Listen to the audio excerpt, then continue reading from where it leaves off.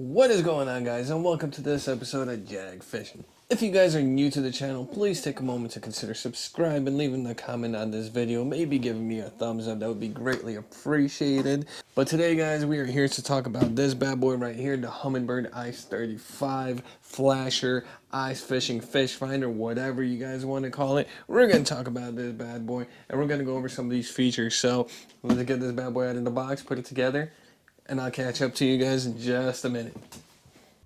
Alright guys, first and foremost, let's talk about affordability. This unit ran me about 300 bucks on Amazon. If you guys look a little harder, you could probably get a deal about 280, maybe 260 if you're lucky. But regardless, guys, compared to the Markham base models and the Vexilars, this actually gives you a lot of bang for your buck. And simply, let's take a look at this screen. This screen right here is a lot bigger than, for example, the Markham M1, which I have used before. I'd say the Markham M1 screen is probably the size of this right here. So you get this extra bigger screen for about the same price. Can't go wrong with that. That is definitely a huge plus in my book. Alright, so as you guys can see, I actually have this thing running on demo mode, and if you guys do not know much about ice fishing flashers, then I'm going to quickly explain to you how it works right here. So this would be your jig, this would be the bottom right here, the green would be possibly vegetation, red would be the hard bottom. So right now this is where my jig stopped, and this right here coming up, that's a fish.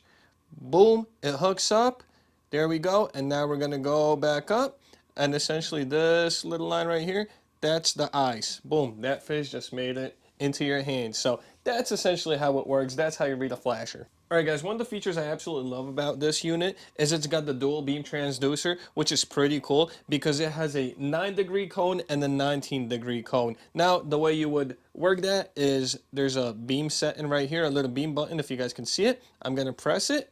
And now you guys see this blue line appeared here. That's thicker, meaning that's the 19-degree.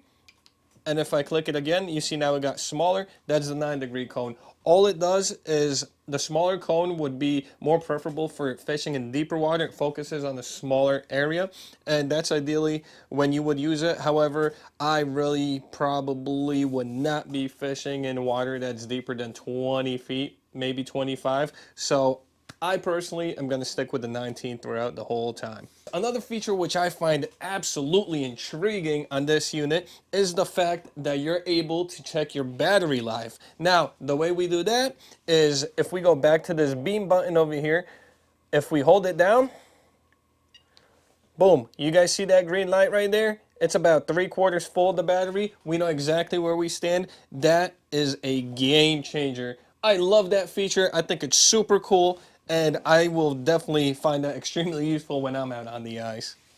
Alright guys, so we're going to go over everything this unit has to offer from top to bottom. Right over here you got your dial, which goes with all these buttons over here. So you have your zoom feature over here. It'll let you zoom into whatever part of the water column you want. So that's a cool feature, especially if you're fishing for smaller fish like that. That's an awesome feature. Going down the line, we have gain. So the gain feature just allows you through the transducer to determine how strong of a signal you want to send down. So if we crank this bad boy all the way up, you see how everything's getting bigger? It's just a stronger signal. Now everything's appearing bigger. However, if you have little tiny minnows swimming around and just debris potentially in the water, all that's going to light up and it's just going to mess up your screen. So you want to set it just right where you feel comfortable, but you can't set it too low because then your fish disappear. So you got to find that happy medium, find out where you are fishing, what species you're fishing for, and that's how you'll determine what gain you want to set. Going further down the line, we have the noise button. This basically what it does is if you're fishing with somebody that's got another unit, sometimes there is interference with the signals. So adjusting the noise will allow you to potentially get all that junk that you'll be seeing out here from another unit out of the way, and you can comfortably fish. I know people that have fished with this unit as well as Markhams and Vexilars all next to each other. Never really have too many issues with it, so I haven't used the feature yet. Don't find the need to, but it's there if you need it. And we already went over the beam because I thought that was one of the coolest features right there. And if we go way down here, we have the range, which if you turn it off, it's off. If you turn it one up, That's number one. So that's going to be this scale right over here. So it'll be good for up to 20 feet.